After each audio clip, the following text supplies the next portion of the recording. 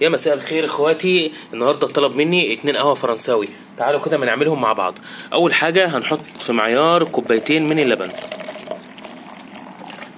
بعد كده هنحط 4 معالق بن فاتح تركي، 2 3 4. بعد كده هنروح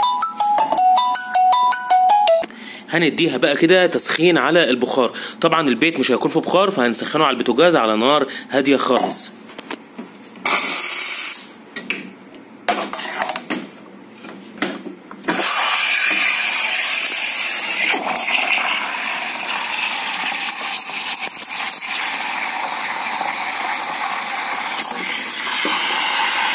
نسيبه بقى كده يسخن شويه، يعني لازم يسخن خالص. طبعا البخار هنا بيسخني اي مشروب، بيسخنه جامد قوي زي البوتاجاز ويمكن اسرع كمان. طبعا هو كده خلاص خلص اهو، ما اخدش معانا وقت، ما كملش معانا يعني اقل من دقيقه كمان اهو. تمام كده خلص، هو كده خلاص سخن.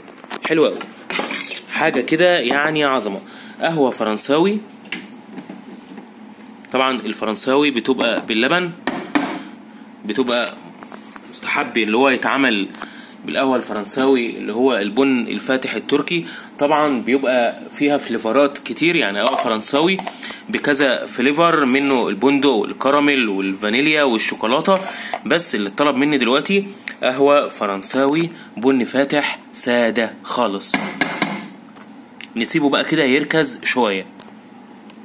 هو كده خلاص خلص. نبدأ بقى ننزل كده بشوية قهوة فرنساوي هنا وشوية قهوة فرنساوي في الكوباية التانية. طبعا مليان وش اهو، نقلبه كده علشان يتخلط ببعضه، ونقوم نازلين في الكوباية دي ونازلين في الكوباية التانية. نوزع بقى كده الوش بتاعنا زي ما انتوا شايفين. هو كده تمام. 2 قهوة فرنساوي، حاجة كده عظمة قوي قوي. ما تنسوش تعملوا بقى لايك وشير، ولا ما اشتركش في القناة يا ريت تشتركوا بسرعة.